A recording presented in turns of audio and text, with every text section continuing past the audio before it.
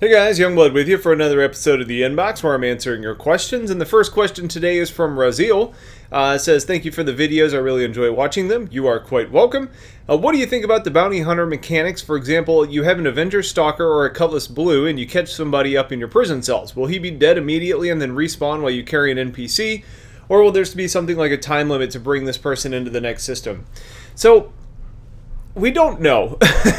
That's kind of the short answer on that question. But the thing that I always go back to is something that Roberts has been very passionate about, and that's gameplay enjoyment trumps realism. So I don't envision a scenario where you're having to spend hours and hours in the holding cell because that's not fun for anybody. So there may be a couple different ways to get out of a situation like that. Maybe you can choose to respawn and end up having a, I don't know, something like, bail, or, a bond that you have to pay after you respawn, otherwise you become immediately wanted again. Or maybe it's you have to stay in the holding cell for 30 minutes if you can't afford to get out. There's going to probably be some mechanic to get you out of there. Now, I don't necessarily know if they're going to make it so you can get out immediately. I bet they probably do, but I think we need a lot more information on how that plays out when we actually see it from a gameplay perspective, because it's not going to be fun to just sit in the back of somebody's ship in a holding cell unable to do anything for an extended period of time. So I don't think that's how it's going to play out. The question is, how do they let you buy out of that, and what's your alternative if you can't afford it? MI7Sin95 says, here's a question. When do they plan on releasing a halfway decent launcher for the game? Been playing alpha for a month and suddenly it stops responding, deleted the game and re-downloaded, still not working. They need a new launcher already. The launcher for alpha has always been shit. I'm not going to say it's not a problem, because I've had one issue, only one though, and there's been a lot of people that have had similar issues and have had similar complaints online. That being said, there's a lot of players that don't have the problems you're having, and the majority of the time, and considering how many PTUs I've been involved with, I've downloaded a lot, and I very rarely have an issue where it actually freezes up. Sometimes it'll stop for a minute, but then it picks up and gets going again. Now, one thing that's going to make this better is something that CIG is already working on, and that's about how they send the data to you. And it's not necessarily like they're going to be utilizing torrents more or anything like that. What I mean is they're working on a way to just update the files that have actually been changed versus you having to download the entire build again. And that sort of change means that you're going to have less situations and less likelihood of the launcher stopping because you're downloading a smaller file. I think they've done some work with this already, but I'm not sure where it's at today. But once they get to that point, then all of a sudden life's going to become a lot better for you. But for your specific situation, if you're having this issue on and on and on and on again, I would probably contact support and see if they've got any ideas for you. Ray BZ says, what other ships do you see having the ability to be a fuel tanker? The Starfarer is nice, but it's very big and expensive, even more expensive now. And I'd like a smaller fueling ship that will have the ability to refuel my small fleet. So, it's a hard question to answer because fuel takes up a lot of space. Now, there may end up being a mechanic where something like the Freelancer Dur or other ships that are capable of carrying drop, kind of those drop tanks, are able to then pump that fuel to other players, or maybe they can disconnect it from their own ship and connect it onto yours, something to that effect. But I don't think we've seen anything else that really screams potential fuel tanker for me. So that makes me look at other things that are kind of versatile types of ships. A Gladiator, for example, might be a candidate. It's got the big bomb bay underneath that already has the pylon connection, so maybe it's in a spot where you could actually utilize something along those lines. Or, maybe a Cutlass, for example. If there's additional modularity that happens on the interior of the ship, then you might end up being able to do something like that. Now, it's not screaming that in the same way because it doesn't necessarily have the standard pylon mounts. It does right now, but the concept art also has the missiles kind of tucked into the ship a little bit more, at least on the Cutlass Blue. So we need to see more information, but I would look at the versatile ships that we know are capable of carrying drop tanks. The Avenger was another one that's been mentioned in that category. Those may be able to do the job, but we just don't know. And the fuel mechanic isn't really worked out that well at this point, but I would always look to the more versatile ships versus specialized if you're looking for something that can kind of cross the lines. Christopher Heineck says, what could you earn from discovering a new system? money, fame, notoriety. You know, there's different things that you can earn, but basically when you find a system, what you have found is information. You found the location, you know how to get to it, you know what's in the system, you know if there's resources there's planets that could potentially be terraformed. That information is the valuable portion of all this. And that's what you end up doing. So basically, when you find a new system, you're then going to be carrying that information, and what you do with that is up to you.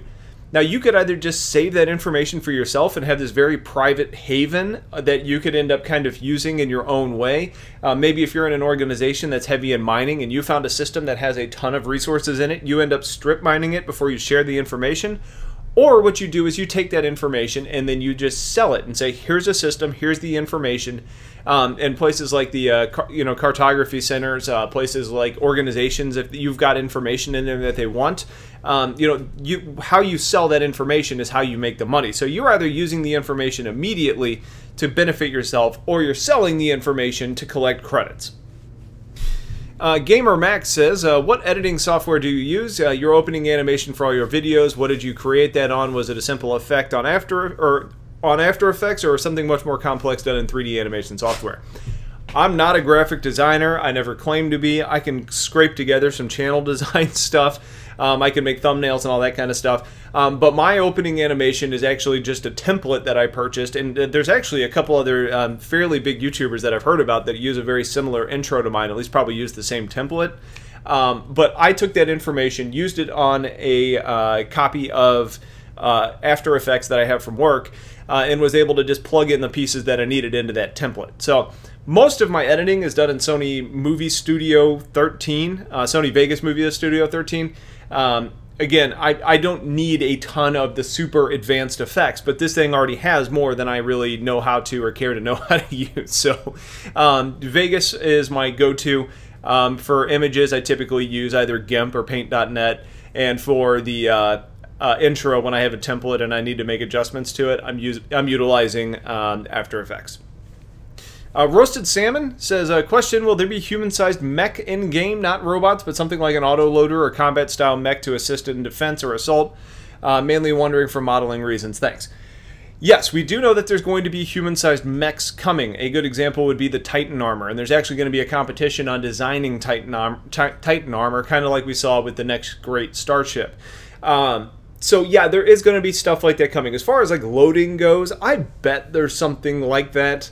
We haven't seen any real teasers on that yet, but we also know there's going to be little like drones and stuff that go around and pick stuff up. Maybe you're able to actually drive around in a drone, even though then it doesn't become a drone, it becomes a ship. But you get the idea. So the only one we really know about is the Titan armor for combat. But outside of that, I would assume that we're going to see other things that are at least used for lifting heavy objects and make general work easier.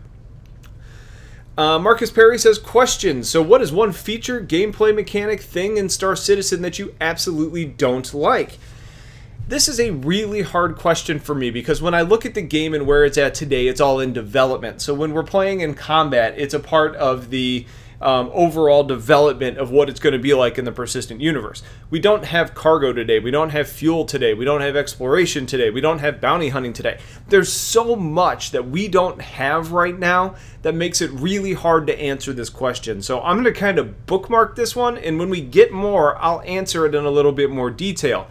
As far as like combat goes, I think everything changes so much it's hard to say. You know, when missiles were super OP, I was sitting there saying to myself, well, this isn't a whole lot of fun. You can't really break the locks. They're doing a lot of damage. You know, they're not a really skill-based weapon when they were in that, you know, kind of situation. But then, you know, it flips to the other side and missiles become totally useless. And then I'm sitting there saying, well, what's the point of even having these on my ship if I can't do anything with them, especially knowing that in the persistent universe, they're going to cost a significant amount of money. So, you know, there's been things that kind of pop up, you know, and then there's other things that I guess probably the simplest answer for me here would be, I don't like the flavor of the month setup and how that ends up impacting Arena Commander. There always seems to be one weapon setup, and right now it's probably the broadswords, that is just way better than just about everything else. So when you get into a game and you hear nothing but, in this example, broadswords going on, it's a kind of watered down experience, and it's just kind of like, I know this isn't going to be the way it is, but it makes playing the current iteration of the game a little bit frustrating. You can then jump on board and carry the same loadout, which is fine. You can be proficient with it, but you'll also kind of feel a little bit dirty for using what you know is the absolute best setup. So that's probably my biggest beef, is that flavor of the month setup, but that's also kind of a reflection on the community in a way, for actually being like so needy to win the game that they're automatically going for the best. I see the flip side of that and say, I understand, why wouldn't you use the best setup possible if it gives you the best chance to win? So it's kind of like a give and take, an ebb and flow. I don't really like that. It has an impact on the overall gameplay, and that's probably my bigger frustration, because when I play the game, I love seeing variety. I would love to be in a game and have red lasers and green lasers and blue lasers and white lasers and, you know, a mix of ballistics going off, and it's just this really crazy immersive experience because you've got a little bit of everything happening. But instead what we see typically is a lot of one setup, and it just gets a little bit boring. So that's probably my beef, but that's even kind of a stretch. Along a similar vein, Doug Brady asks, we usually talk about ships as either good or bad, but not good or bad, but about the purpose they serve and who it's right for.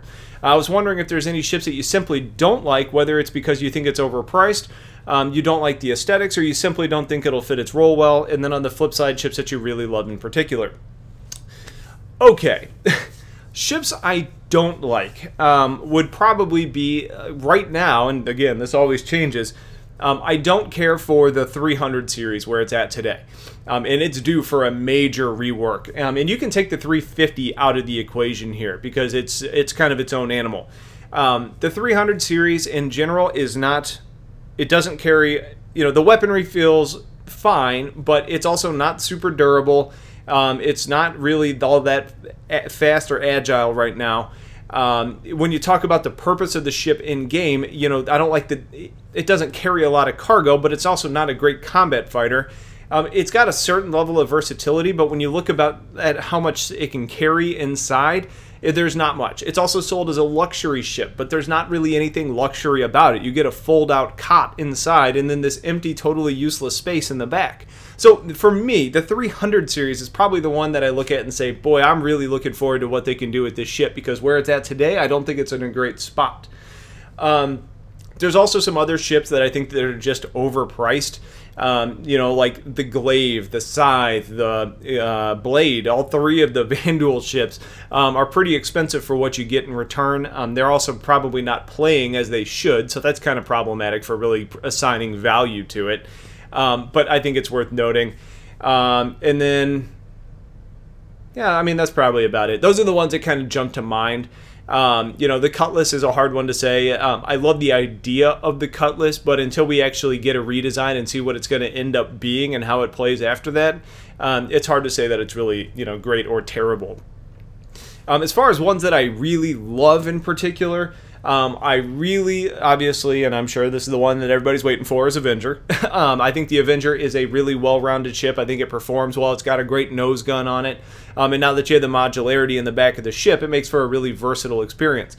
Constellation Andromeda is kind of in that same vein. You know, it can do a little bit of everything. And I think as far as price goes, while it is an expensive ship, for what you get in return, I think it's really valuable.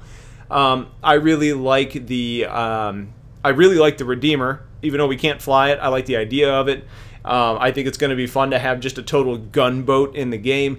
And I also really, really like the Starfarer, because I think it gives you a lot of potential to make money without having to do anything or spend any money up front. Go collect fuel. Great. You can use that money to sell, or you can use that fuel to sell and make money. You can use that money to end up buying cargo, and then you can transport cargo. There's a lot you can do with the Starfarer, and I'm a huge fan of the Starfarer. And then Medieval, for our last question, says, I'm not sure if you addressed this before, but question, what kind of customization will there be for our ships? I want an Avenger to be black, but let's say blue accents. Has this been confirmed yet?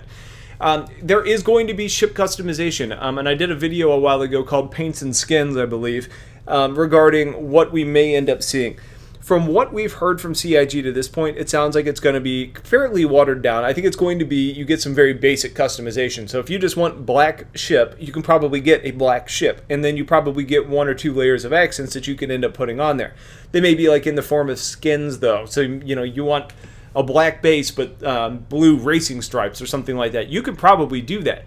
We'll need more information, and we need to see what they actually put out there, but I think that's what we're going to see, is limited customization, at least in the short term. And then you also ask about Corvettes yet. You know, the Polaris is coming. It's going to be smaller than an Idris. It's going to be combat focused. It's probably going to be our smallest capital size type ship. But until we see that actual release document, it's hard to say a whole lot about it. So, and then for the last note for today, this is a personal note. I know a lot of you guys actually followed me in regards to the adoption. And I wanted to give you guys a big update today, is that we actually got matched for a baby being born in the middle of May. That's going to be up in Minnesota. And I'm going to be having a little girl, which we are stoked about. So I'm not going to give a ton of information on that, partially just because it's really personal, but also because you know, there's what's called like a revocation period where the mom can change her mind, and I don't want to just get all of our hopes up and then all of a sudden it changes. So I would say curb the enthusiasm for now, because anything could happen between now and then, but everything looks really good, and my wife and I are super excited about it. So if you guys want more information, I'm going to put a link to our crowdfunding page in there. It's not necessarily a plead for money, but there's more details on there if you want to read up more about it and kind of just see what we've been going through. But for those of you that have supported us emotionally and financially and just for everything, I mean, for a bunch of people that we don't really know personally, I can't believe the support that we've gotten from this community. So again, I just wanted to thank everybody. It looks like the dream is finally coming true. And as I get more information and can share it with you guys, I'll absolutely do that. So that's it for now. Stay tuned for a whole lot more content. There's going to be a lot coming next week, and I'll talk to you guys then. Take care.